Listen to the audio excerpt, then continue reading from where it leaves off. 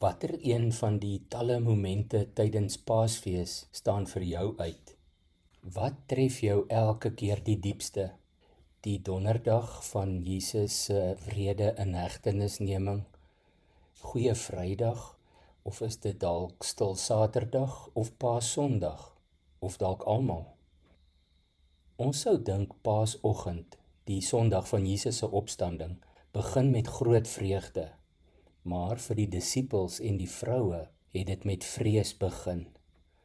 'n Groepie vroue, getroue volgelinge van Jesus, stap vroegoggend graf toe, nie om 'n opstanding te vier nie, maar om 'n oorlede vriend se liggaam te versorg. Hulle verwag nie 'n wonderwerk nie, hulle verwag 'n einde, afronding, afsluiting.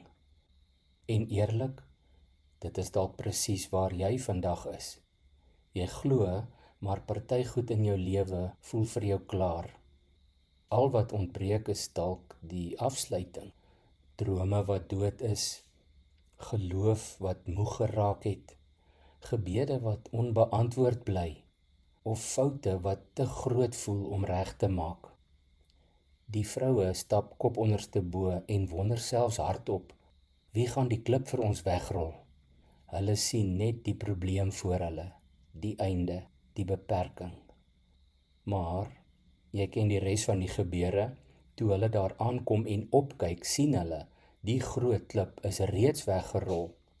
Johannes en Lukas laat dit klink of dit heel eenkant lê, en Matteus skryf dit het met 'n aardbewing gepaard gegaan. God het reeds gewerk, nog voordat die vroue opgedaag het.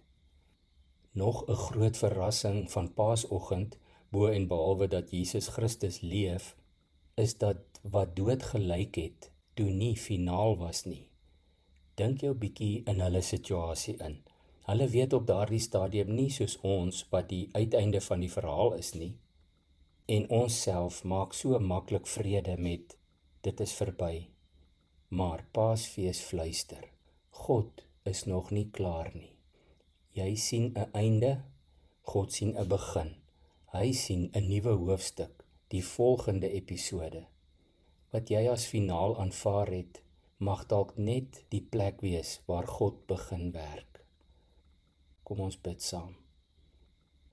Here Jesus, help ons om in geloof na U toe op te kyk, elke dag van ons lewe, en veral die dae wat ons voel ons het voor 'n doodloopstraat of 'n einde te staan gekom.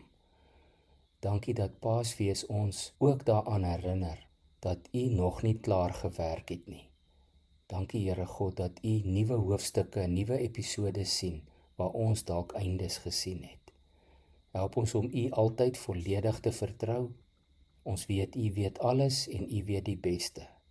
Ons prys U naam daarvoor. Amen.